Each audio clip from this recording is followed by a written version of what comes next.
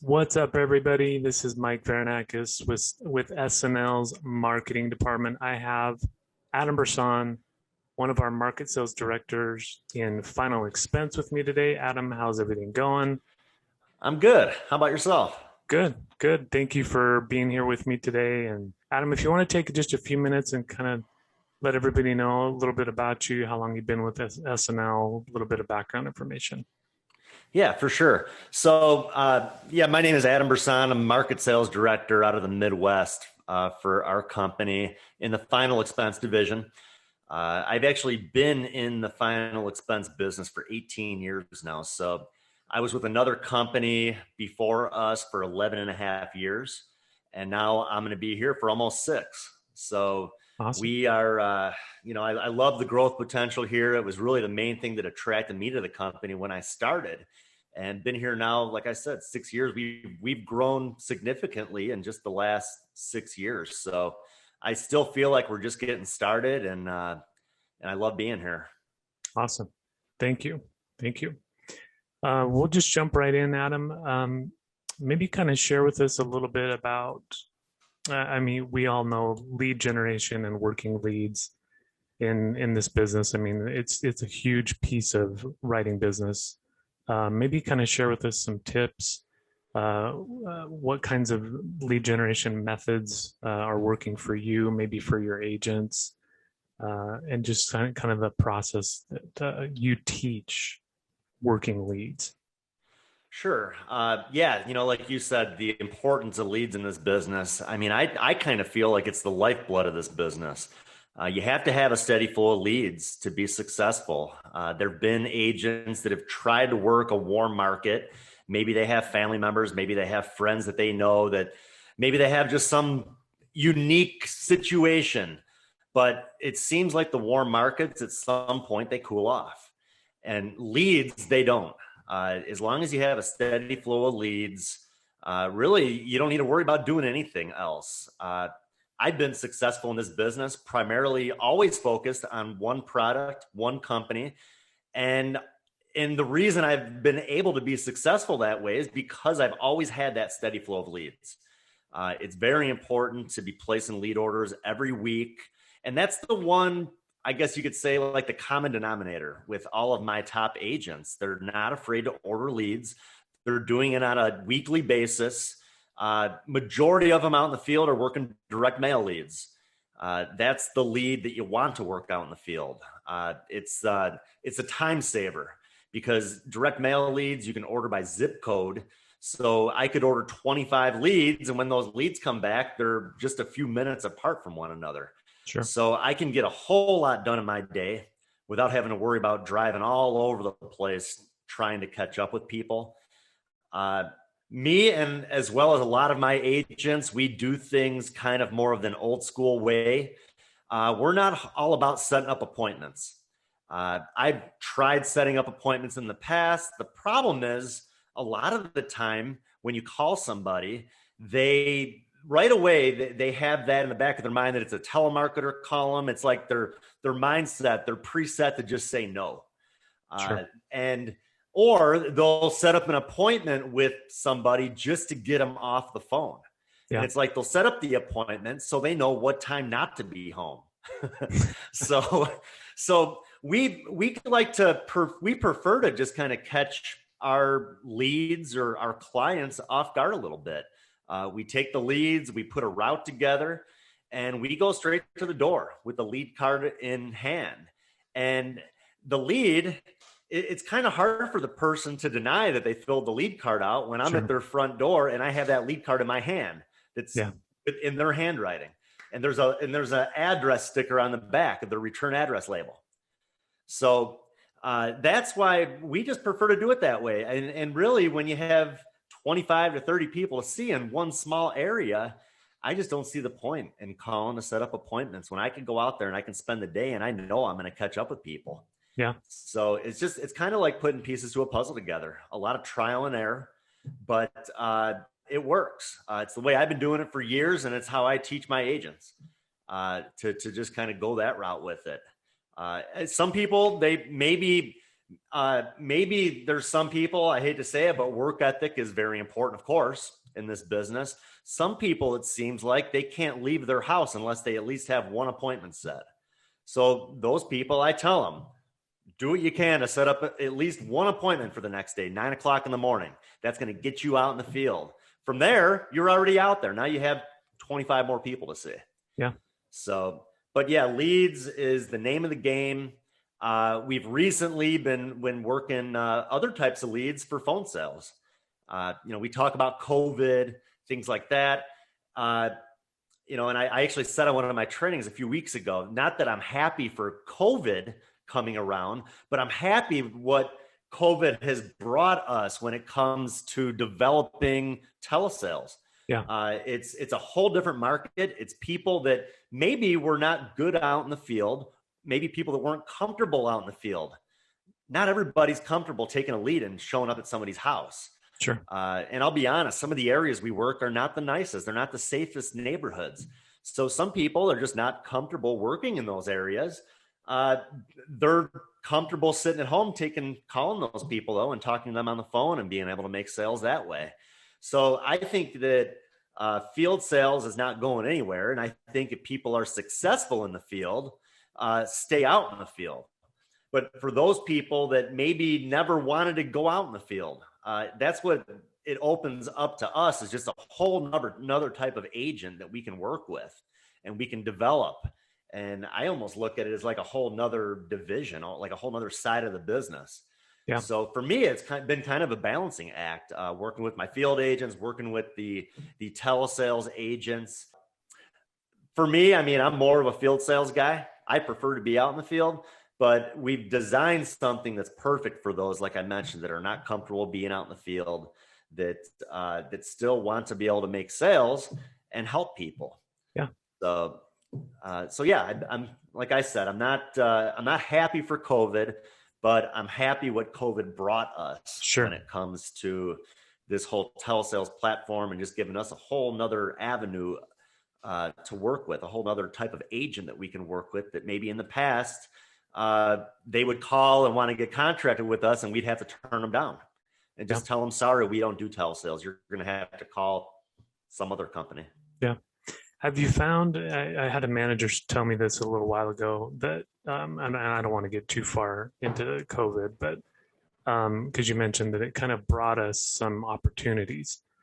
Have you found that people are more open to having a discussion with you or your agents now? Like people want to hear from somebody now about whether it be final expense or even really talk to a person, because we weren't really kind of able to do that as frequently before. Does that make sense?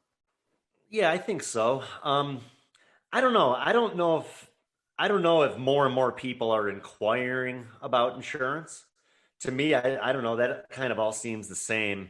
Okay. But I will say that a lot of agents maybe have been hesitant to go out in the field due to COVID and kind of having that mindset, not feeling like the client is going to be comfortable with somebody coming to their home and visiting with them.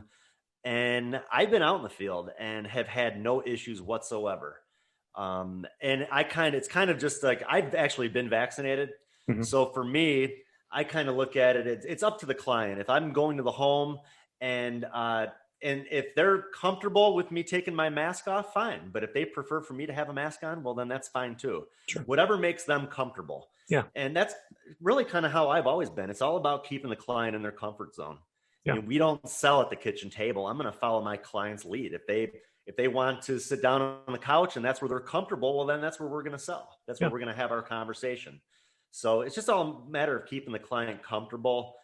Another thing, when COVID first started and we were doing a lot with the telesales, it seemed like more and more people were hesitant to provide us with a lot of that personal information.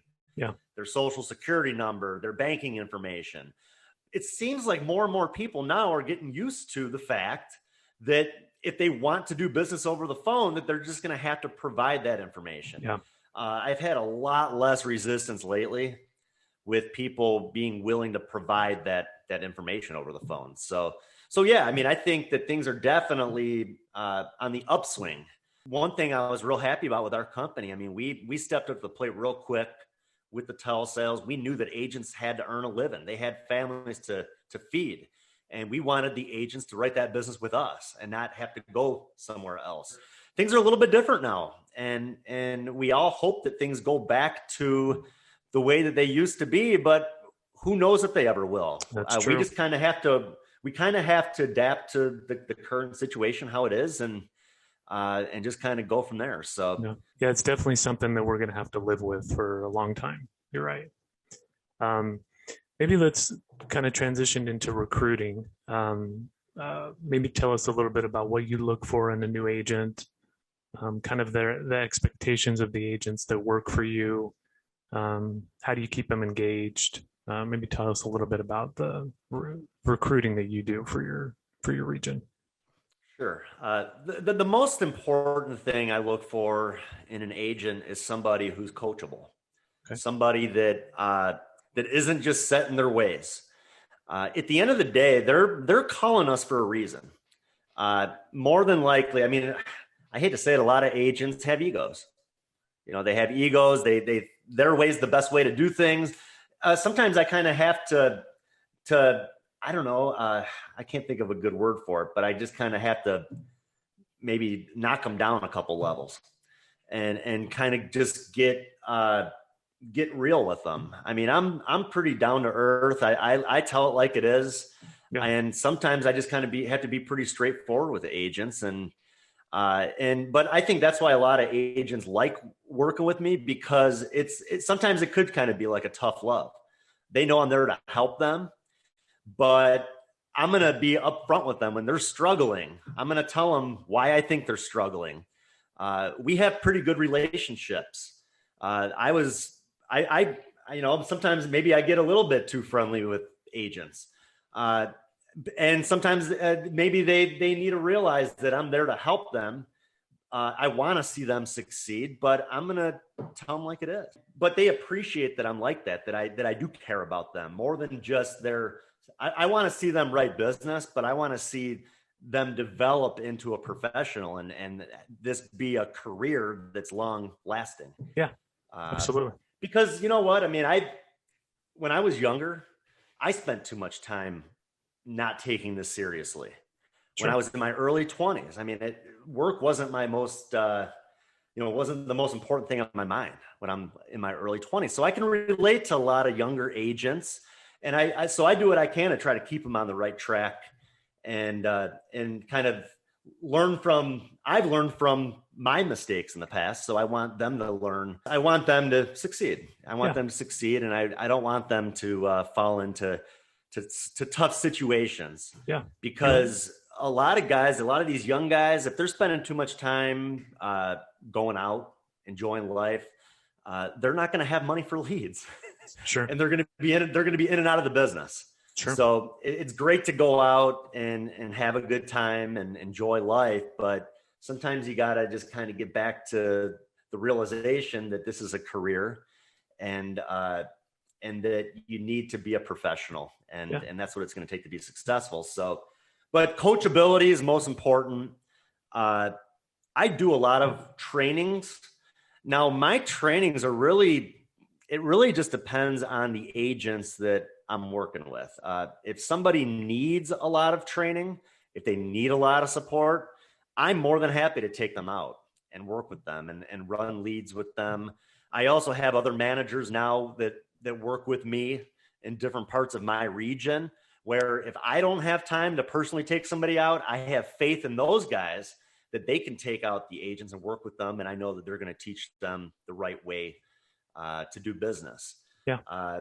Now, agents that really don't need as much support, I do weekly Zoom trainings. Every Monday morning, I do a Zoom training for all of my agents. Nothing's mandatory. I don't like to micromanage.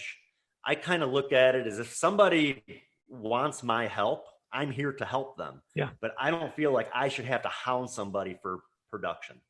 Yeah. So, and the people that I communicate the most with are probably the ones who are producing, because they're the ones that want to talk to me. They're the ones who are calling me all the time. Exactly. Yeah. Okay. So communication is important. I do as much as I can to reach out to those that are not producing. But at the end of the day, the people that are in my ear the most are the ones that are producing, because they want to be talking to me, because they want me to be able to help them. Yeah. And those are the people that I want to help get better.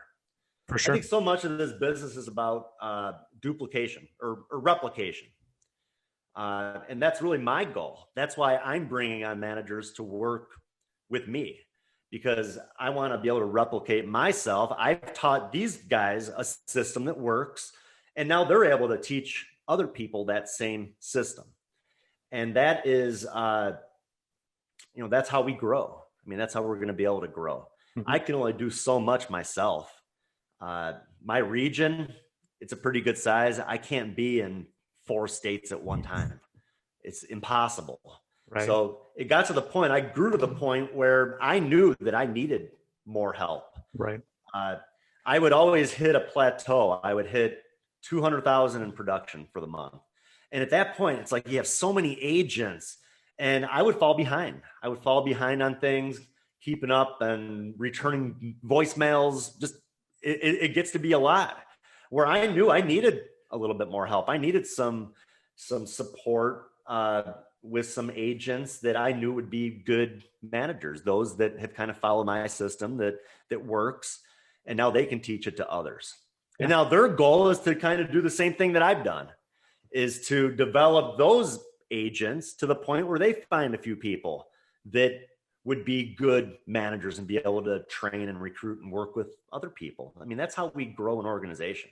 Yeah, absolutely. So just finding those like-minded people that have that mindset, that growth, they see the growth potential like I do.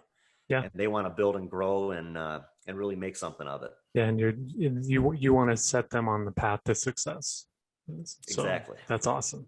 Anything different that you do there to prepare for a telesales appointment or to train for an agent on telesales?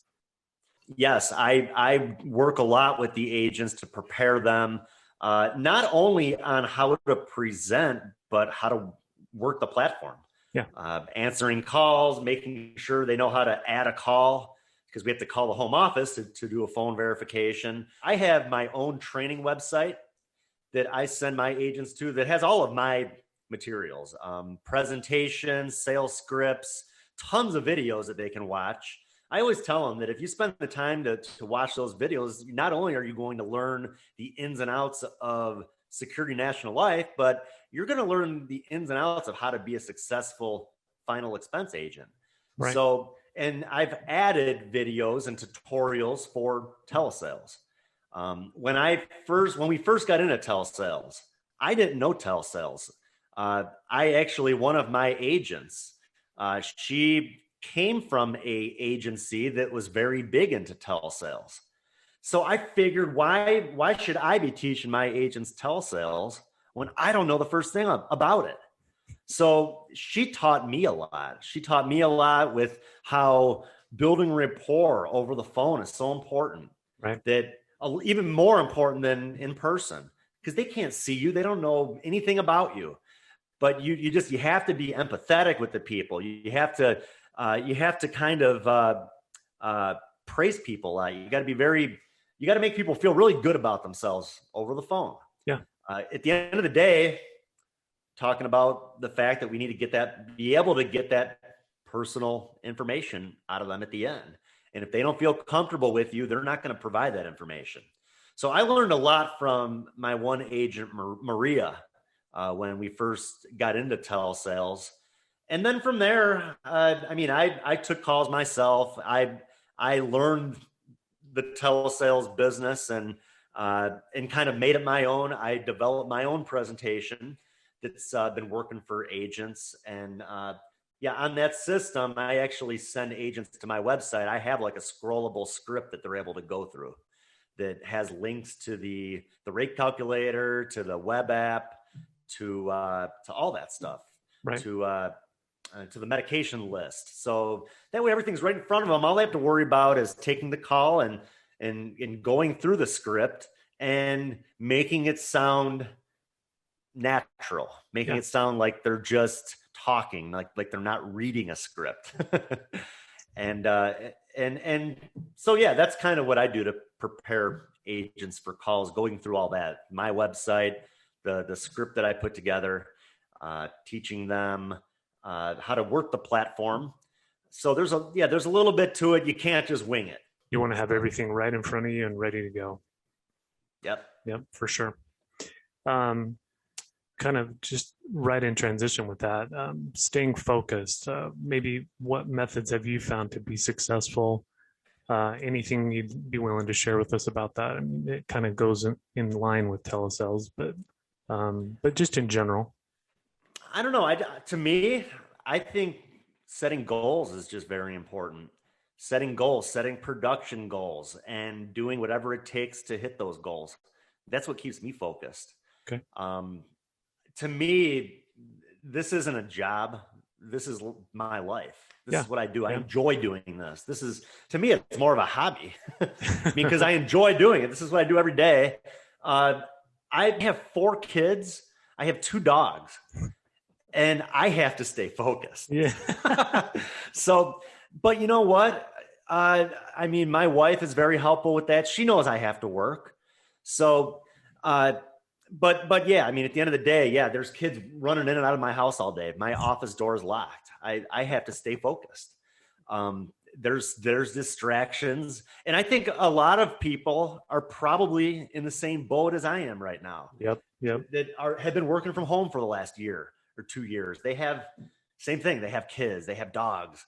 You just got to learn to deal with it. I mean, people understand that people are working from home right now. Right. They'll hear my dog barking in the background, and it stirs up some conversation. Oh yeah, I have a dog too. You know, my dog Jinxie over there. Yeah. You know, the other day I was talking to a lady about that. She's like, "Yeah, I love dogs. I have a couple dogs myself." So it's more to me. It maybe helps with a natural conversation. They know that I'm not like in some call center, sitting in a cubicle. I'm at home, and they know that I'm home. My dogs are here. My family's here. Sometimes they hear kids screaming in the background, but they can relate. They have grandkids that they're probably watching. So yeah, I mean, there's distractions, but at the end of the day, you just have to figure out how to deal with those distractions. Yeah. Maybe try to eliminate.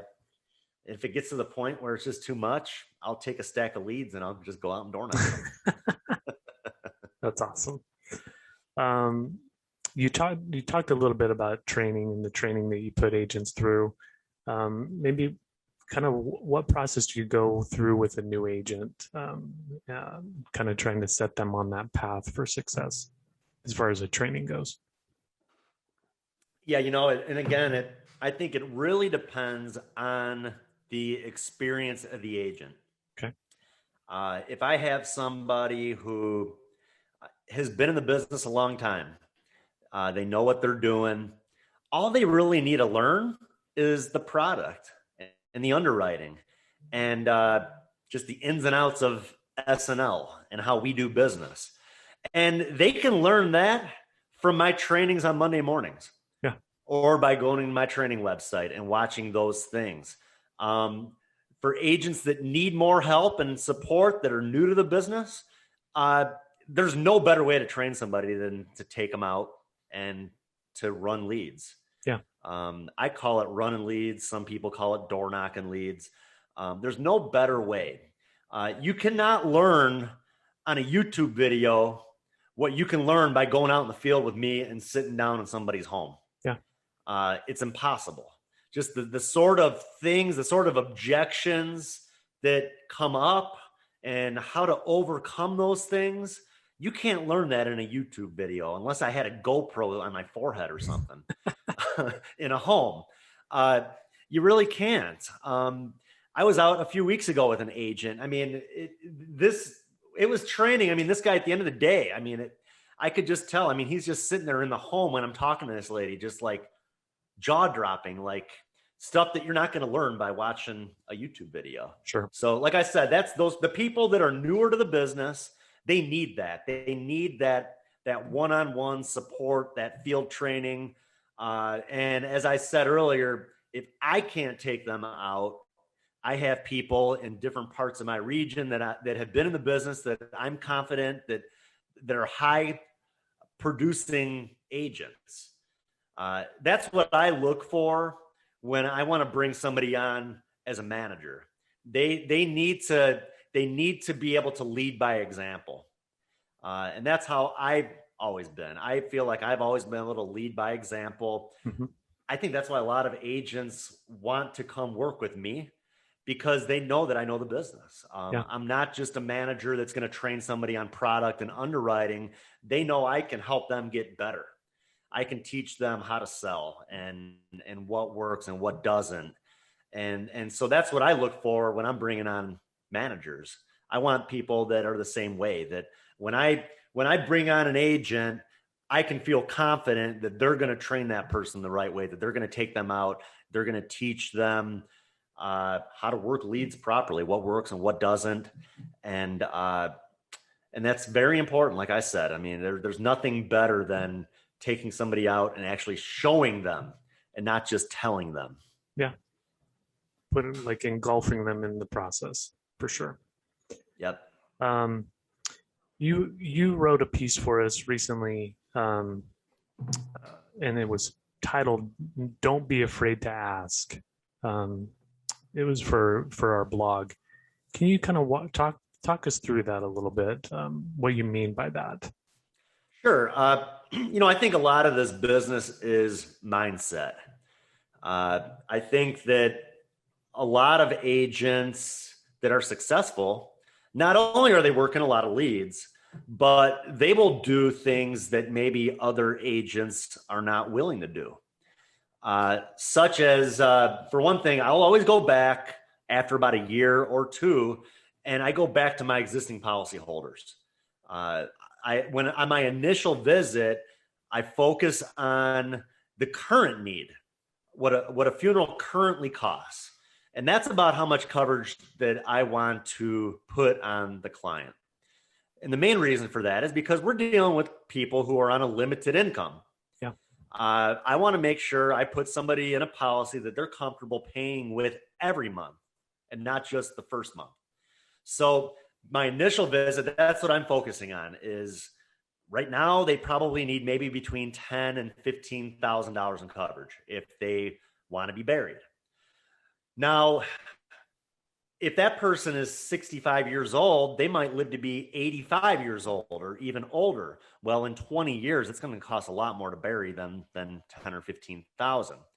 So I always take my leads after about a year, and the ones that I made sales on, I'll go back and I will try to add coverage. I'll explain what I just explained to you. Yeah. I'll talk about the fact that with inflation, they just are not going to have enough coverage. And I kind of feel like after a year or two that at that point, they're probably more comfortable being able to add to their coverage. Maybe they had a car payment and now they paid that car off. So now they have extra money laying around where they're able to add to their coverage and they're more comfortable adding to it then. So I go in, we kind of talk about all that. And I do what I can to add coverage.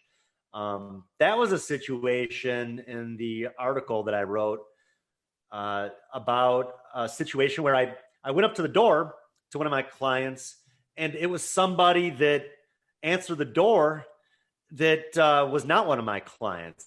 I asked to speak to my client and they explained that person moved, that evidently I did not have their new address.